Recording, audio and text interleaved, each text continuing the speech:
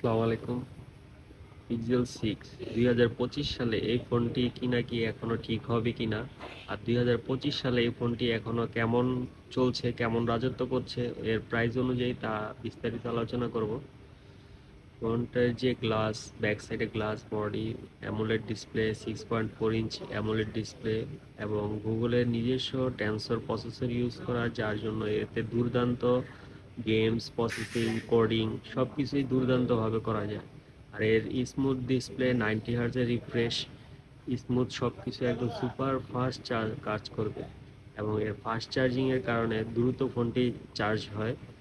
এর camera quality, low light, day light দুর্দান্ত কাজ করে। এতে আপনার প্রোটেক্টে যে ক্যামেরাটা আছে ওইটা ডিএসএলআর ক্যামেরাকেও হার মানিয়ে ফেলবে, এমন প্রোটেক্ট ক্যামেরা আছে।